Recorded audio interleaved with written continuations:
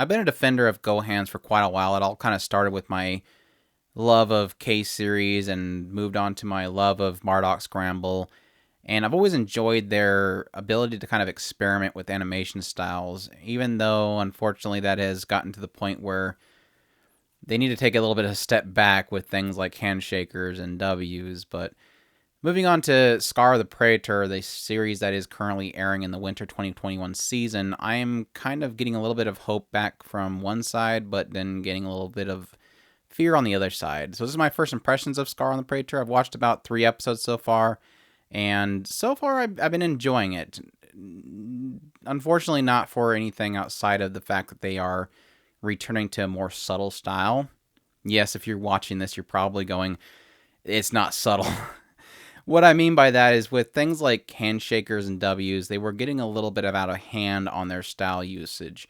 And that's mainly like a good example is one of the first scenes in Handshakers. This girl's walking down this classroom aisleway, and it's almost as if this drone is flying around her and circling her like 5 times just for her to walk across the room. And they were just kind of overdoing this style of blending CGI and, hand-drawn animation to create a 3D environment. And with Scar Praetor, thankfully, they're kind of, taking a step back. You don't really have that in non-action scenes, and that's the kind of the important thing to happen. They're still using it significantly with things like the, combat sequences. You still have these, characters rushing down streets and the cameras going all over the place as they're jumping around and attacking. But you don't have it like if they're just in a room talking. You don't have the camera, spinning around like it's on, a sugar high. And that's all I really asked for. I just asked for them to kind of just chill when the scene is chill and go crazy when the action's happening. That's perfectly fine.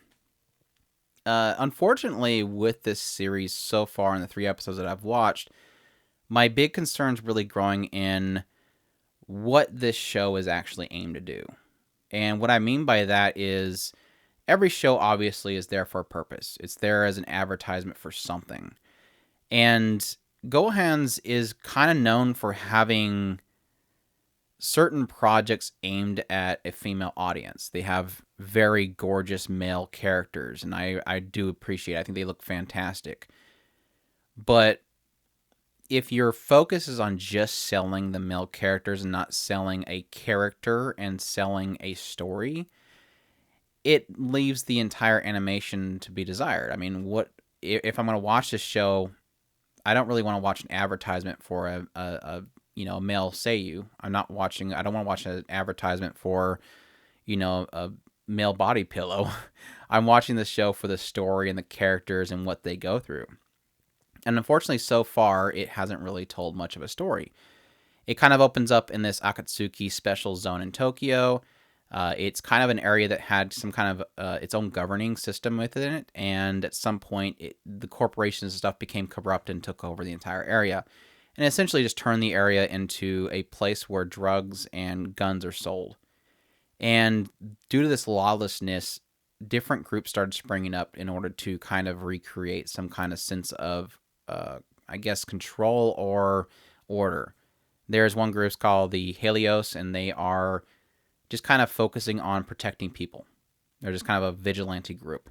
There's another group that's called the Artemis, and they are there to maintain security and control. And then there's the actual, policing group, which is the Public Security Special Services. They're there to kind of just do what they should have been doing to begin with. And each one of these groups is utilizing these things called scars. And scars are basically tattoos that are on them that bestow some kind of divine beast upon them. And they do different things. Like there's this guy that's known as the hero of Akatsuki, who is Eiji. He can pretty much deflect bullets. There's one character that has the ability to heal. There's one character that has the ability to cancel other tattoos. So each one of them has like a special ability, and it all has like a divine beast that's named after. And we follow a character named Yamato, and Yamato ends up bumping into Eiji, this hero of Akatsuki, And through a series of events, AG bestows upon him his tattoo. And then following that, the Public Security Special Services tries to recruit him. And then following that, he runs into the group that AG was a part of, and they don't like the fact that he inherited it. And that's really all we've gotten so far in 3 episodes. A lot of it really just seems like introducing a lot of characters and not really doing too much with them, at least intriguingly doing anything with them. It just seems like so far, just here's these characters. So it's definitely a show I'm going to need more episodes of to get a really good impression on it. And it's unfortunate for me to telling you guys what my thoughts on it. My thoughts are so far, there's nothing there so far. And I do hope that there's something there because, like I said, I love Gohans. I've defended them for a long time, and I want them to do great stuff.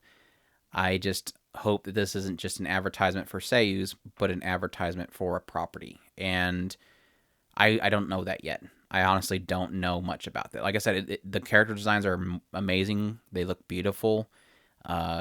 The action scenes are fun. They're crazy all over the place, and you're probably going to like it or dislike it. They've toned down a lot of the camera work on the outside of the combat sequences. I was a little bit miffed that in some of the combat sequences, they're going at it like crazy, and they're yelling at each other, but the characters' mouths aren't moving. So it did feel a little weird that they didn't have, you have the Seiyu saying something, but the characters aren't saying something. So it needs work. I have hopes for it. I hope that Gohan's, hits out another home run. I'm honestly, like I said, I'm rooting for Gohan's here. It's just I don't think it's quite there yet, and I don't have enough to work with quite yet. Other than it looks gorgeous. The characters look gorgeous, and you have a setup. So hope you guys enjoy this impressions on Scar on the Praeter, or Project Scarred Praeter no Kizu. Currently streaming on Funimation. And as usual, if you guys like this video, please like and subscribe. And I hope you guys enjoyed, and y'all take care.